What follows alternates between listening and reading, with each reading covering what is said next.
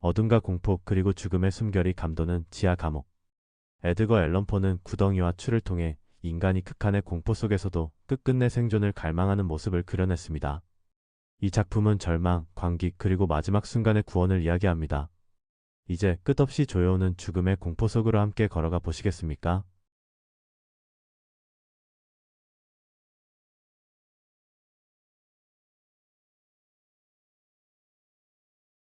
나는 아팠다. 죽음에 이를 만큼 긴 고통 속에서 병들어 있었다. 마침내 그들이 나를 풀어주고 앉을 수 있게 해주었을 때 나는 감각이 서서히 사라지는 것을 느꼈다. 형벌, 그 무시무시한 사형 선고는 내 귀에 또렷하게 닿은 마지막 말이었다. 그 이후로는 종교재판관들의 목소리가 하나의 꿈결 같은 형체 없는 웅얼거림 속에 뒤섞여 들렸다. 그 소리는 마치 방앗간 바퀴가 돌아가는 소리와도 같아 내 마음속에 회전이라는 이미지를 불러일으켰다. 하지만 그것도 잠시뿐. 곧 나는 아무 소리도 듣지 못했다. 잠깐 동안 나는 여전히 볼 수 있었다. 그러나 얼마나 끔찍하게 과장된 형태였던가. 검은 옷을 입은 재판관들의 입술이 내 눈에 들어왔다. 그들은 내가 지금 이 글을 적고 있는 종이보다도 더 새하얗게 보였다. 그리고 기괴할 정도로 가느다랗고 단호함과 굴복하지 않는 결에 인간의 고통을 향한 냉혹한 경멸이 서린 표정으로 일그러져 있었다. 나는 그 입술에서 나에게 내려진 운명, 나의 사형 선고가 계속해서 흘러나오는 것을 보았다. 그 입술이 뒤틀리며 치명적인 말들을 내뱉는 모습을, 내 이름의 음절을 형성하는 광경을 보았다. 그러나 그 말들 뒤에는 아무런 소리도 따르지 않았기에 나는 몸서리를 쳤다. 그리고 나는 망상 어린 공포 속에서 방을 감싸고 있는 검은 장막이 부드럽게 거의 눈치채지 못할 만큼 미세하게 흔들리는 것을 보았다. 그러다 내 시선은 탁자 위에 놓인 7개의 키 큰 촛불로 옮겨갔다. 처음에 그 촛불들은 나에게 자비의 상징처럼 보였다. 구원해줄 것 같은 하얗고 가느다란 천사의 모습 같았다. 하지만 곧이어 극심한 메스꺼움이 내 영혼을 덮쳤고 내 몸의 모든 신경이 마치 전기 자극을 받은 듯 격렬하게 떨렸다. 천사의 형상들은 머리에 불꽃을 인 채 무의미한 유령들로 변해버렸고 나는 그들에게서 어떤 구원도 기대할 수 없음을 깨달았다. 그때 풍성하고 감미로운 음악처럼 무덤 속에서 얻을 수 있는 달콤한 안식이라는 생각이 내 마음속으로 스며들었다. 그 생각은 조용히 은밀하게 다가왔고 오랫동안 내 의식 깊숙이 뿌리내리는 데 시간이 걸렸다. 하지만 마침내 내 영혼이 그 안식을 제대로 느끼려는 찰나 재판관들의 모습이 눈앞에서 마법처럼 사라져버렸다. 높이 솟아있던 촛불들도 허공으로 사라졌고 그 불꽃들조차 완전히 꺼져버렸다. 암흑보다 더 짙은 어둠이 세상을 덮었고 모든 감각이 미친 듯이 지옥으로 내던져지는 듯한 소용돌이에 삼켜졌다. 그리고 침묵과 정적, 밤이 온 우주를 삼켰다. 나는 기절했지만 그렇다고 모든 의식이 완전히 사라졌다고는 말할 수 없다. 그때 남아있었던 것이 무엇이었는지 정의하거나 설명할 생각은 없다. 그러나 모든 것이 사라진 것은 아니었다. 가장 깊은 잠 속에서도 아니고 광란 속에서도 아니고 실신 속에서도 아니고 심지어 죽음 속에서도 아니었다. 무덤 속에서도 완전한 소멸은 없다. 그렇지 않다면 인간에게 불멸이란 존재하지 않을 것이다. 가장 깊은 잠에서 깨어날 때 우리는 꿈에 가느다란 거미줄을 끊어낸다. 하지만 때로 그 거미줄이 너무도 미약하여 한순간 후 우리는 자신이 꿈을 꾸었는지조차 기억하지 못한다. 기절에서 삶으로 돌아오는 데에도 두 단계가 있다. 첫째는 정신적 혹은 영혼적인 존재를 감지하는 단계이고 둘째는 육체적 존재를 인식하는 단계이다. 아마도 우리가 두 번째 단계에 도달했을 때 첫 번째 단계의 인상을 생생히 되살릴 수 있다면 그 기억들은 저편의 심연에 대한 강렬한 추억을 들려줄지도 모른다. 그리고 그 심연이란 무엇인가? 어떻게 그것의 그림자와 무덤의 그림자를 구분할 수 있을까? 비록 첫 번째 단계에서 얻은 인상들이 쉽게 떠오르지는 않지만 긴 시간이 흐른 후에라도 우리는 종종 그것들을 뜻밖에 떠올리게 된다. 그리고 그 출처를 궁금해하며 놀라게 된다. 기절해본 적이 없는 사람은 한 번도 차가운 불꽃 속에서 이상한 궁전들과 기이하게 익숙한 얼굴들을 본 적이 없는 사람이다. 허공에 떠도는 슬픈 환영을 본 적이 없는 사람이다. 처음 맡아보는 신비로운 꽃향기에 깊이 빠져본 적이 없는 사람이다. 또한 전에 결코 주목한 적 없는 음악 선율의 깊은 뜻에 정신이 아득해진 적이 없는 사람이다. 나는 반복되고 고심 어린 노력으로 그 망각 상태의 단서를 되찾으려 애쓰던 중 간혹 성공을 꿈꾸는 순간을 맞이하곤 했다. 극히 짧은 정말로 짧은 순간 동안 나는 후일의 맑은 이성으로 돌이켜 보아도 그 상태와만 연관될 수 있는 기억들을 불러낼 수 있었다.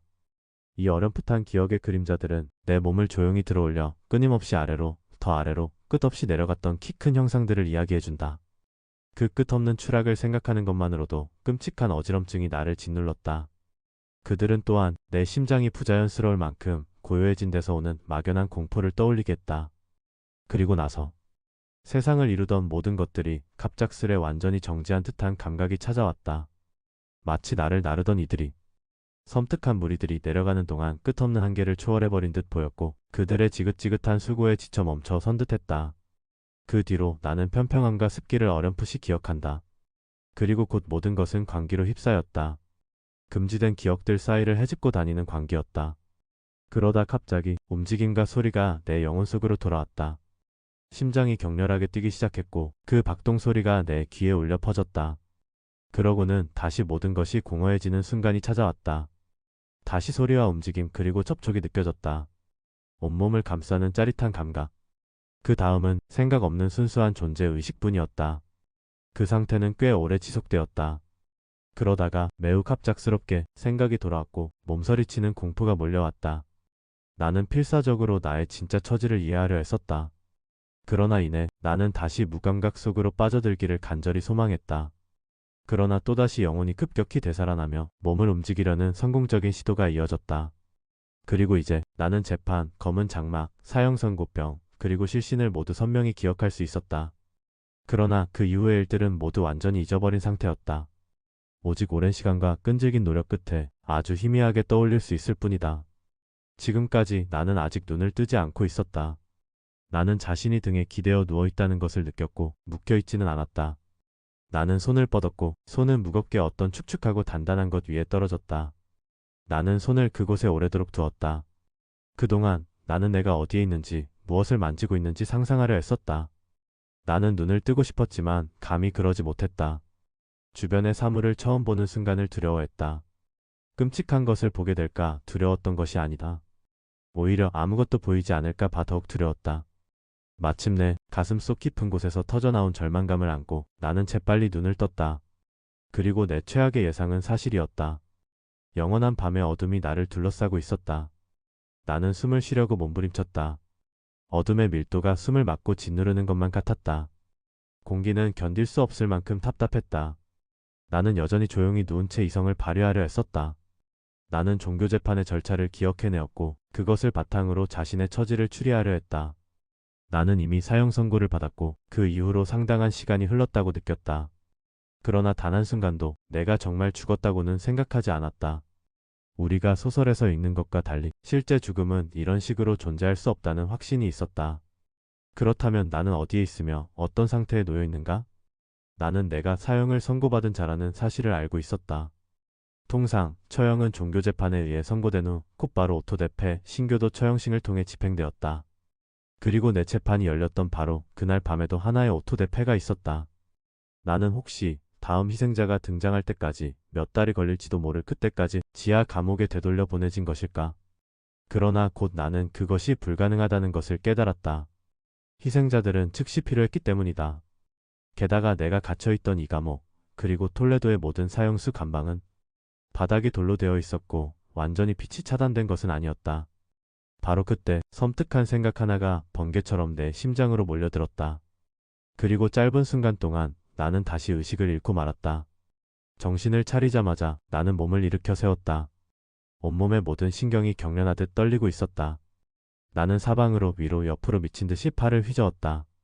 아무것도 느껴지지 않았다. 그러나 감히 한 걸음도 내딛지 못했다. 혹여 무덤의 벽에 가로막히게 될까 두려웠기 때문이다. 땀방울이 모든 모공에서 솟구쳐 나왔고 식은 땀방울은 내 이마 위에 굵게 맺혔다. 그 끔찍한 긴장감은 점차 견딜 수 없는 지경에 이르렀다. 결국 나는 조심스럽게 앞으로 나아가기로 결심했다. 팔을 앞으로 뻗고 눈알이 빠질 듯 크게 뜨고 희미한 빛이라도 잡아내려 애쓰며 발걸음을 옮겼다. 나는 수십 걸음이나 나아갔지만 주변은 여전히 새까만 공허뿐이었다. 나는 조금 숨을 돌릴 수 있었다. 최소한 내 운명이 가장 끔찍한 형태는 아니리라는 생각이 들었기 때문이다. 그리고 여전히 조심스레 걸음을 옮기던 중 톨레도 감옥에 얽힌 수천 가지 소문들이 내 기억 속으로 물밀듯이 밀려왔다. 그곳의 지하 감옥에는 기괴한 일들이 있었다고 했다.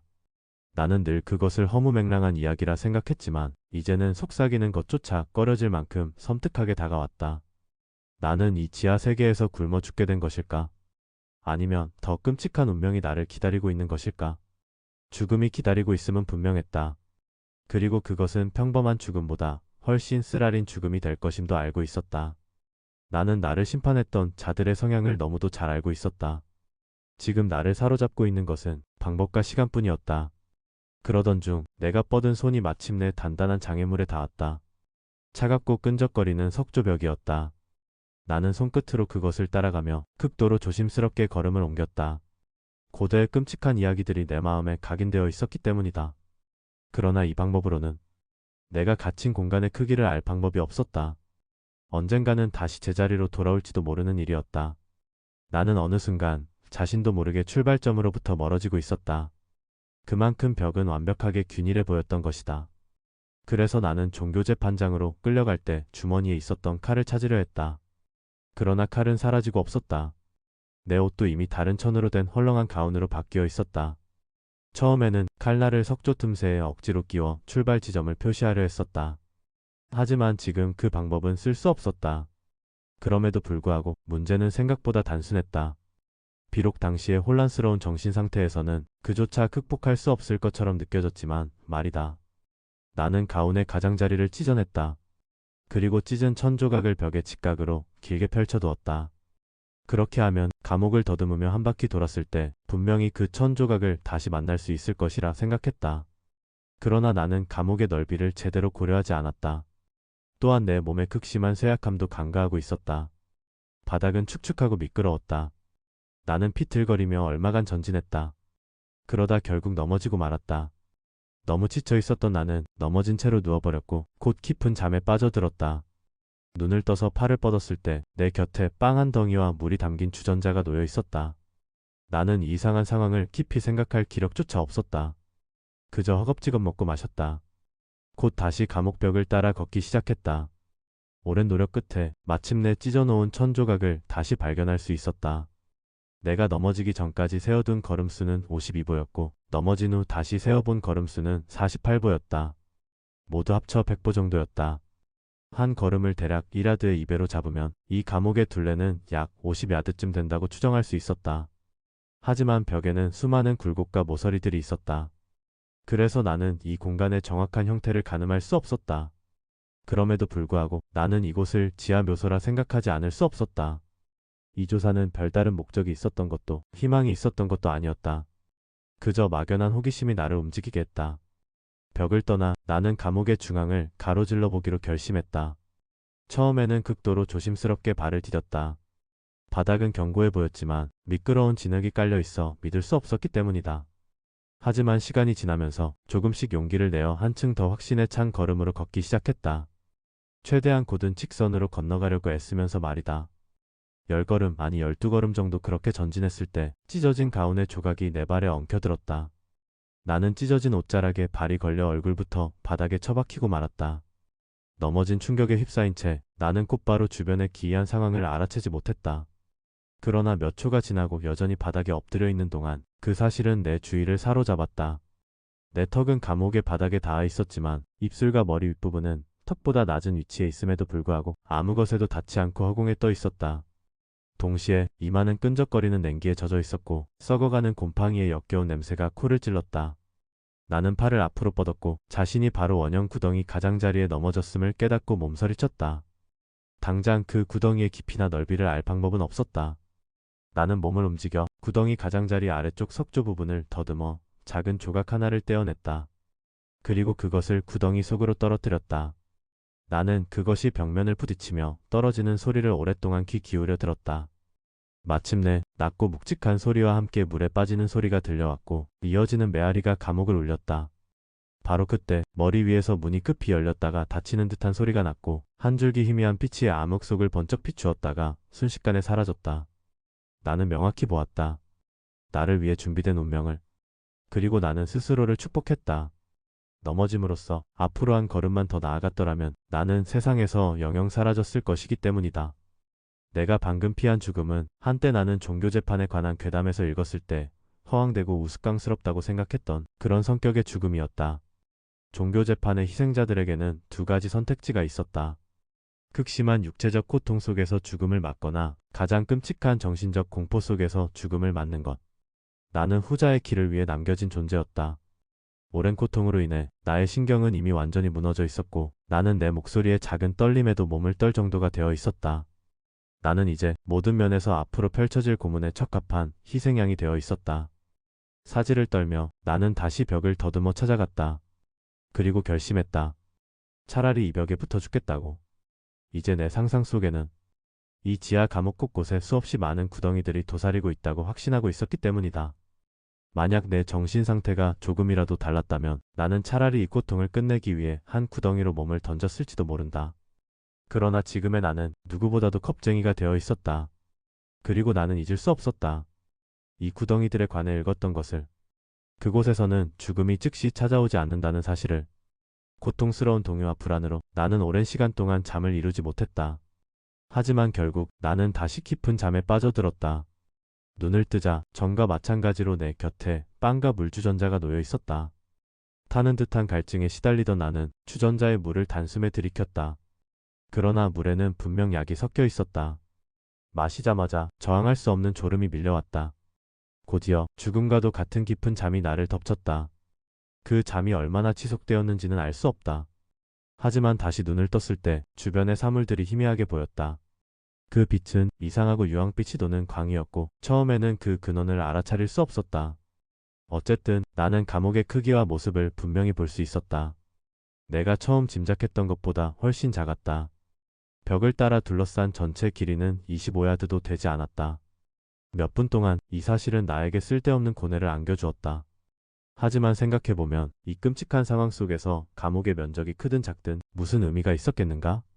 그럼에도 불구하고 내 정신은 사소한 것에 광적으로 집착했고 나는 내 측량 실수의 원인을 밝히려 애썼다. 마침내 진상이 번개처럼 떠올랐다. 처음 감옥을 탐색할 때 나는 넘어지기 전까지 52걸음을 세웠다. 그때 나는 찢어진 1000조각 가까이까지 다다랐던 것이다. 거의 감옥의 한 바퀴를 돈 셈이었다. 그 후 잠이 들었고 깨어나서는 무심코 되돌아갔던 것이다. 그래서 나는 실제보다 감옥의 둘레를 거의 2배로 착각했던 것이다. 그때는 정신이 몹시 혼란스러워 출발할 때는 벽을 왼편에 두고 걷기 시작했지만 끝날 때는 오른편에 두고 걸었다는 사실조차 알아채지 못했다. 또한 나는 감옥의 형태에 대해서도 잘못 판단했다. 더듬어가며 느꼈던 수많은 모서리들 때문에 매우 불규칙한 공간이라 착각했던 것이다. 그러나 완전한 암흑 속에서 혹은 긴 혼수 상태에서 깨어날 때 감각은 쉽게 속기 마련이었다. 실제로는 그 모서리란 간헐적으로 움푹 들어간 작은 벽면 오목부에 불과했다. 감옥의 전체 형태는 대체로 정사각형이었다. 내가 벽이라고 여겼던 것은 지금 보니 거대한 금속판들로 이루어진 구조였다. 그 금속판들이 서로 맞닿는 이음새 부분이 그 오목한 모서리처럼 느껴졌던 것이다. 감옥의 전체 벽면은 조악하게 덧칠되어 있었고 수도사들의 미신이 만들어낸 섬뜩하고 혐오스러운 도안들이 벽에 가득 그려져 있었다. 위협적인 표정의 악마들, 해골 형상들, 그리고 더욱 소름 끼치는 형체들이 벽 전체를 뒤덮어 흉측하게 일그러뜨리고 있었다. 이 기괴한 형상들의 윤곽은 뚜렷했지만 색은 희미하고 번진 듯했다. 축축한 공기의 영향 때문인 듯했다. 나는 이제 바닥도 눈여겨보았다. 바닥은 역시 돌로 되어 있었고 중앙에는 내가 가까스로 빠져나온 원형 구덩이가 입을 벌리고 있었다. 하지만 구덩이는 오직 하나뿐이었다. 이 모든 것을 나는 매우 힘겹게 희미하게 바라볼 수 있었다. 왜냐하면 내 신체 상태가 깊은 잠 동안 크게 변했기 때문이다. 나는 지금 나무로 된 낮은 틀 위에 길게 뻗은 채 누워 있었다. 그리고 긴 가죽끈으로 단단히 묶여 있었다. 그 가죽끈은 내 사지와 몸통을 여러 번 휘감고 있어 오직 머리와 왼팔만이 간신히 움직일 수 있을 정도로만 자유로웠다. 왼팔을 힘껏 뻗으면 바닥에 놓인 질그릇 접시에서 음식을 집어먹을 수 있을 정도였다. 그러나 나는 끔찍한 공포에 사로잡혔다. 물이 담긴 주전자는 치워져 있었던 것이다. 말 그대로 나는 타는 듯한 갈증에 시달리고 있었다. 이 갈증은 내 고문자들이 의도적으로 유발한 것이었다. 왜냐하면 접시 위의 고기는 매우 매운 양념으로 버무려져 있었기 때문이다. 나는 위를 올려다보았다. 감옥의 천장이 30피트, 아니 40피트 정도 위에 있었다. 천장도 벽과 마찬가지로 금속판으로 덮여 있었다. 그런데 천장의 한 패널에 그려진 이상한 그림이 내 시선을 완전히 사로잡았다. 그것은 일반적으로 시간을 상징하는 모습이었다. 그러나 손에 낫이 아니라 거대한 추처럼 보이는 물체를 들고 있었다. 처음에는 단순히 고풍스러운 시계에서 볼 수 있는 큰 추 그림이라 생각했다. 하지만 자세히 들여다보자 그것은 단순한 그림이 아니었다. 나는 그 추가 움직이고 있는 것처럼 느껴졌다. 곧이어 그 느낌은 확신으로 바뀌었다. 그것은 매우 느리지만 분명히 움직이고 있었다.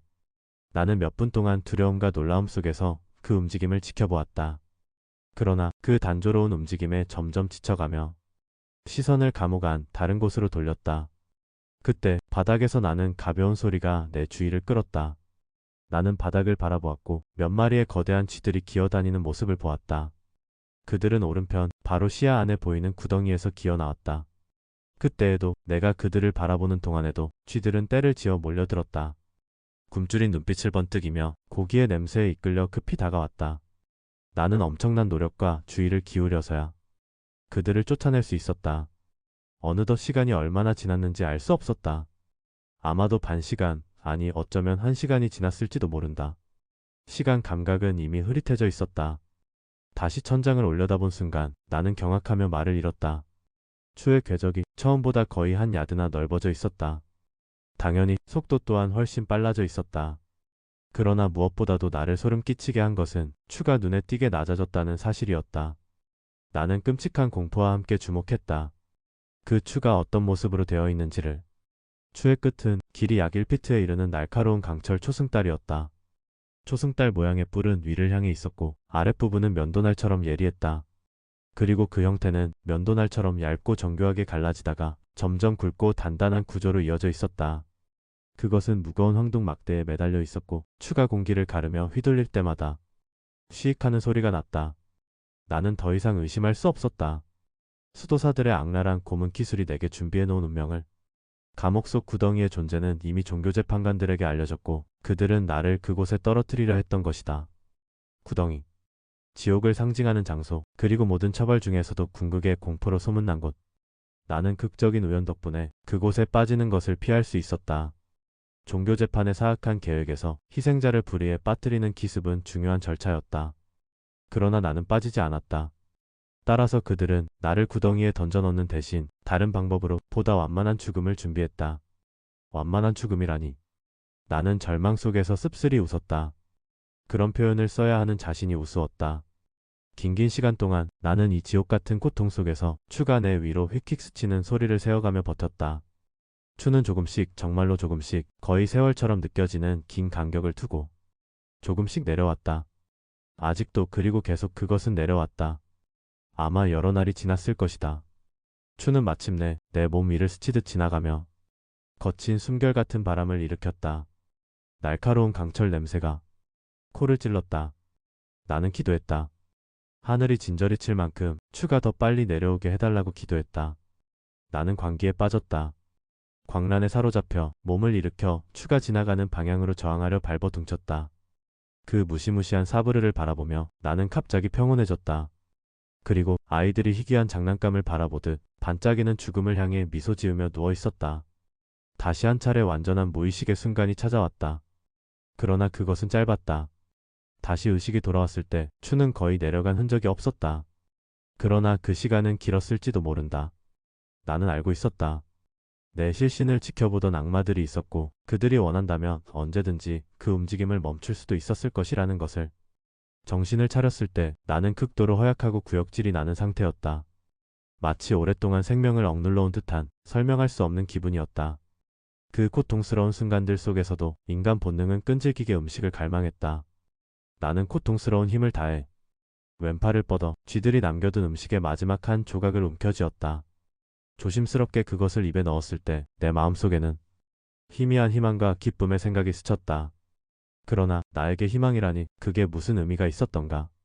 그 생각은 완성되지도 않은 채 사라져버렸다. 인간은 종종 그런 반쯤 만들어진 생각을 품는다. 완성되기도 전에 죽어버리는 생각들. 나는 그것이 희망의 느낌이라는 것을 알았지만 그 희망은 생기기도 전에 사라졌음을 느꼈다. 나는 애써 다시 희망을 완성해 보려 했지만 오랜 고통은 내 정신의 모든 정상적인 능력을 거의 지워버린 상태였다. 나는 바보 아니 거의 백치가 되어 있었다. 추의 진동 방향은 내 몸에 대해 직각을 이루고 있었다. 나는 보았다. 초승달 모양의 칼날이 바로 심장 부위를 가로지를 설계였음을. 그것은 내가 오늘 서서히 갈기갈기 찢어놓을 것이고 다시 돌아와 또다시 같은 작업을 반복할 것이다. 추의 진폭은 30피트 이상 엄청나게 넓었고 떨어지는 힘은 이 철제 벽조차 끊어낼 수 있을 만큼 거셌지만 적어도 처음 몇 분 동안은 단지 내 옷을 갈갈이 찢는데 그칠 것임을 나는 알았다. 나는 이 지점에서 생각을 멈췄다. 더 이상의 끔찍한 상상은 감히 할 수 없었다. 나는 이 생각에 집요하게 매달렸다. 마치 그렇게 하면 강철추의 하강을 멈출 수 있을 것처럼. 나는 억지로 생각을 강요했다. 칼날이 옷을 스치는 소리, 옷감이 신경을 긁는 듯한 섬뜩한 감각. 그 모든 사소한 것들을 집요하게 집착적으로 곱씹었다. 이빨이 갈릴 정도로. 그러는 동안에도 추는 꾸준히 서서히 아주 조금씩 내려왔다. 나는 미친 듯한 쾌감을 느꼈다. 추가 좌우로 크게 흔들리는 속도와 아래로 몰래 스며들 듯 내려오는 속도를 비교하며 오른쪽으로 왼쪽으로 사방으로 퍼져나가는 그 움직임은 마치 저주받은 영혼의 비명 같았다. 그러나 심장으로 다가오는 움직임은 마치 사냥감을 노리는 호랑이처럼 은밀했다. 결국 나는 미친 듯이 웃고 울부짖기 시작했다. 어느 쪽 생각이든 이제 하나가 압도적으로 커져갔다. 아래로 확실하게 무자비하게 추는 내려왔다. 이제 내 가슴에서 겨우 3인치 남짓 떨어진 곳까지 진동하고 있었다. 나는 맹렬하게 광란하듯이 왼팔을 풀어내려 발버둥쳤다. 팔꿈치부터 손까지는 자유로웠지만 그 이상은 단단히 묶여 있었다. 나는 온 힘을 다해 옆에 놓인 접시에서 음식을 집어 입에 넣을 수 있었지만 그 이상 움직일 수는 없었다. 만약 팔꿈치 위쪽의 묶음을 끊을 수 있었다면 추를 붙잡아 멈추려 시도했을 것이다. 하지만 그것은 마치 눈사태를 맨손으로 막으려는 것과 다를 바 없었다. 아래로 여전히 끊임없이 그리고 필연적으로 추는 내려왔다. 매 진동마다 나는 숨을 헐떡이며 몸부림쳤다. 추가 머리 위로 휙 하고 돌 때마다 나는 무의미한 절망 속에서도 눈을 따라 움직이며 지켜봤다.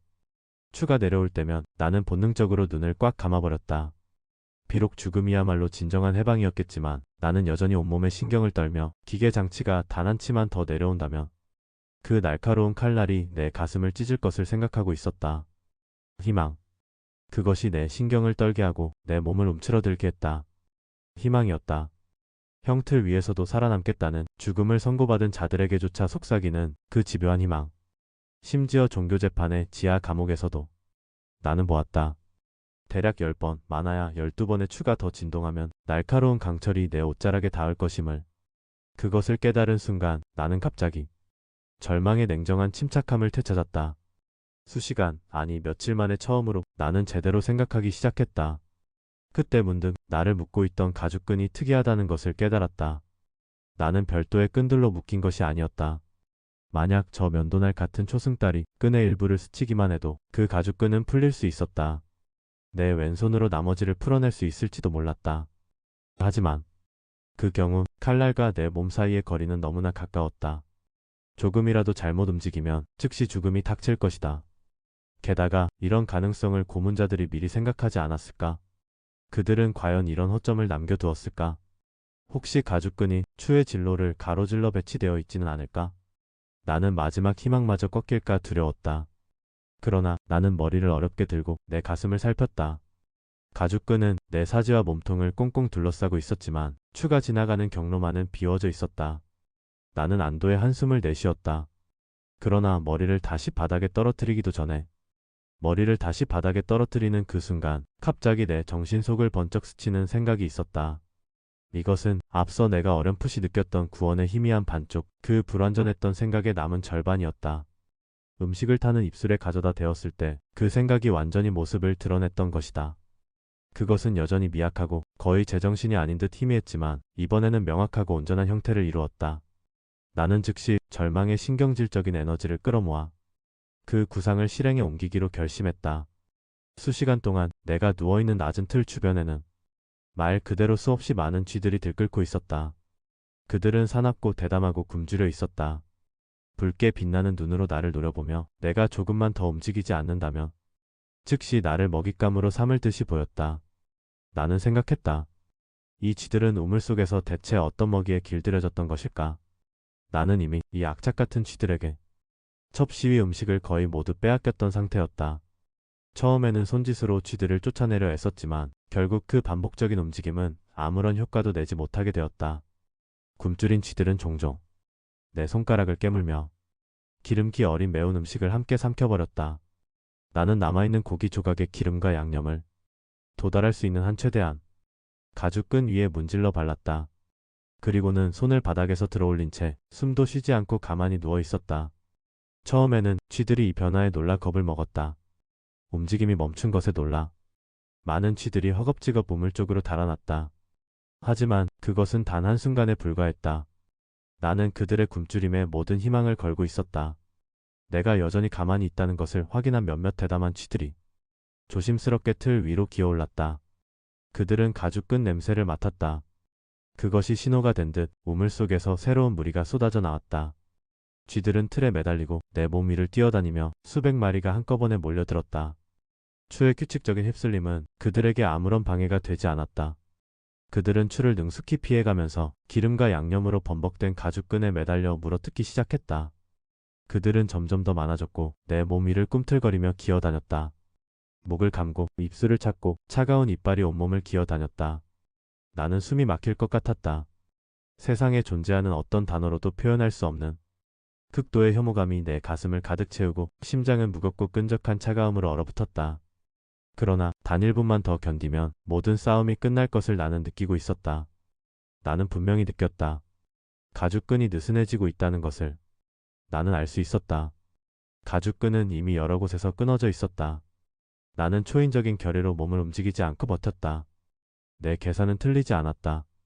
그리고 이 끔찍한 고통을 헛되이 견딘 것도 아니었다. 마침내 나는 자신이 자유로워졌음을 느꼈다.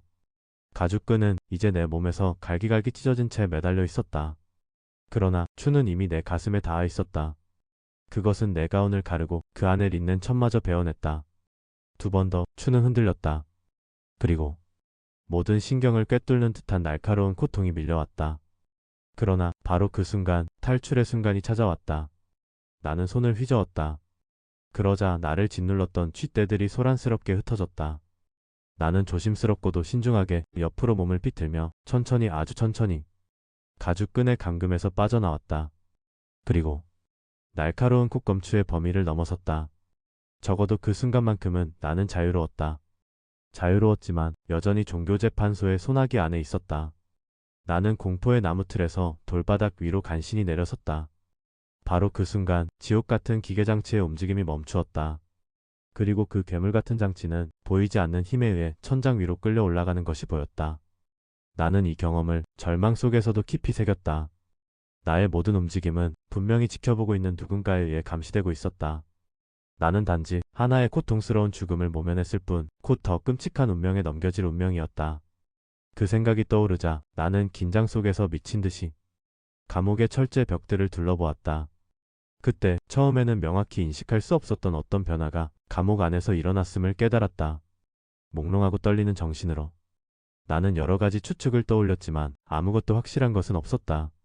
그러던 중 나는 드디어 감옥 안을 밝히고 있던 황량한 유황빛의 정체를 알아차렸다. 그 빛은 벽의 기단부를 따라 감옥 전체를 둘러싸며 뻗어있는 약 1인치 정도의 좁은 틈새에서 새어나오고 있었다. 그 틈새로 인해 감옥의 벽은 바닥과 완전히 분리되어 있는 것처럼 보였다. 나는 그 틈을 통해 밖을 보려 했지만 당연히 헛된 시도였다. 그러나 몸을 일으키며 고개를 드는 순간 감옥 안의 변화를 단번에 이해할 수 있었다. 나는 이미 벽에 그려진 형상들의 윤곽이 뚜렷하지만 색깔은 번지고 흐릿하게 보인다고 느낀 적이 있었다. 하지만 지금은 그 색깔들이 점점 더 선명해지고 있었다. 그리고 섬뜩하고 놀랄 만큼 강렬한 광위로 시시각각 빛나고 있었다. 벽에 그려진 유령 같고 악마 같은 초상화들은 이제 보기만 해도 단단한 신경마저 얼어붙게 만들 만큼 섬뜩한 생동감을 띠고 있었다. 수천 개의 광기 어린 악마의 눈동자가 사방에서 나를 노려보고 있었다. 그 눈들은 이전까지 보이지 않았던 곳에서 나타났고 불길하게 빛나는 불꽃 같은 광위로 번득이고 있었다. 나는 내 상상력이 그 광경을 비현실이라고 받아들이기를 강요할 수조차 없었다. 숨을 쉴 때마다 내 코끝에는 달궈진 쇠의 뜨거운 증기가 밀려왔다. 질식할 듯한 냄새가 감옥 전체를 뒤덮었다. 그 악마 같은 눈빛은 매 순간 더 깊고 더 뜨겁게 빛났고 그 피로 물든 그림들은 짙은 선홍색으로 물들어갔다. 나는 숨을 헐떡이며 버텼다. 이제는 확신할 수 있었다. 고문자들의 의도는 명백했다. 가장 잔혹하고 가장 악마적인 방식으로 나를 파멸시키려는 것. 나는 달궈진 새벽에서 도망치듯 감옥의 중심으로 몸을 옮겼다. 불타오르는 파멸의 생각 속에서 차가운 우물의 기억이 마치 연고처럼 내 영혼을 어루만졌다. 나는 즉시 죽음의 벼랑 끝으로 달려갔다. 눈을 부릅뜨고 구덩이 아래를 내려다보았다. 천장에서 뿜어져 나오는 불빛이 구덩이의 가장 깊은 곳까지 밝히고 있었다. 하지만 한순간 내 영혼은 그 광경을 이해하기를 거부했다. 결국 그 진실이 억지로 마치 불길처럼 내 이성을 태워가며 파고들었다. 그것은 내 정신에 지워지지 않는 공포로 새겨졌다. 오, 목소리라도 있다면. 오, 이 세상에 어떤 공포라도 좋다. 다만 이것만은. 나는 절규하며 구덩이의 가장자리에서 뛰어 물러났다. 그리고 두 손으로 얼굴을 감싸쥐며 피통하게 울었다. 열기는 점점 더 거세졌다. 나는 몸을 떨며 다시 고개를 들었다. 그러자 감옥 안에 또 다른 변화가 일어났음을 알아차렸다. 이번에는 방의 형태 자체가 변하고 있었다. 처음에는 그 변화를 이해할 수 없었지만 오래 걸리지는 않았다. 종교재판의 폭수심은 두 차례나 탈출한 나를 보고 급히 서두른 것이다. 이제 그들은 죽음의 왕과 더 이상 장난치지 않았다. 처음에 감옥은 정사각형이었지만 지금은 두 개의 철제 모서리가 뾰족해지고 반대로 두 개는 둔각으로 변해 있었다. 그 끔찍한 차이는 저음의 으르렁거리는 소리와 함께 순식간에 더욱 커졌다. 방은 한순간에 마른 목골로 변형되었다. 그러나 변화는 거기서 멈추지 않았다. 나는 그것이 멈추기를 기대하지도 바라지도 않았다. 차라리 그 붉게 달아오른 벽을 영원한 평화의 옷처럼 끌어안고 죽고 싶을 정도였다. 죽음이여, 그 어떤 죽음이라도 좋다. 구덩이만 아니라면. 나는 속으로 외쳤다. 그러나 나는 너무 어리석었다. 이 붉게 달아오른 철벽은 결국 나를 구덩이 속으로 몰아넣기 위한 것이라는 사실을 왜 몰랐던가. 나는 그 불길한 열기를 견딜 수 있을까? 설령 견딘다 해도 철벽이 점점 다가오는 압력을 견딜 수 있을까? 그리고 이제 마른 목골은 점점 더 납작해져 가고 있었다. 방의 변형은 너무도 빠르게 진행되어 나는 생각할 틈조차 가질 수 없었다. 감옥의 중심부, 가장 넓은 부분이 바로 그 지옥 같은 구덩이 위에 위치했다. 나는 본능적으로 뒤로 물러섰지만 닫혀오는 벽들은 나를 거칠게 밀어붙였다. 마침내 이미 지치고 불에 그을린 내 몸은 감옥의 단단한 바닥 위에 발붙일 공간조차 남지 않았다. 나는 더 이상 저항할 수 없었다. 오직 내 영혼의 고통이 한 번에 크고 길고 마지막인 절망의 비명으로 터져나왔다. 나는 자신이 구덩이 가장자리에 비틀거리며 서 있다는 것을 느꼈다. 나는 눈을 돌려 보는 것을 피했다. 그때 귀를 찢는 듯한 인간들의 함성이 들렸다. 수많은 나팔 소리가 한꺼번에 울려 퍼졌고 천둥처럼 거칠게 갈리는 소리가 들려왔다. 불타오르던 벽들이 돌연 뒤로 밀려났다. 그리고 내가 구덩이로 떨어지려는 바로 그 순간 누군가의 팔이 내 팔을 붙잡았다. 나는 기절한 채 구덩이 속으로 떨어지는 대신 그 팔에 매달려 구원받았다. 그 손은 라살 장군의 손이었다. 프랑스 군대가 톨레도에 입성한 것이었다. 종교재판은 적들의 손에 넘어갔다. 종교재판으로 넘어갔다. 어둠은 물러났지만 내 안에 남은 그림자는 아직 사라지지 않았다.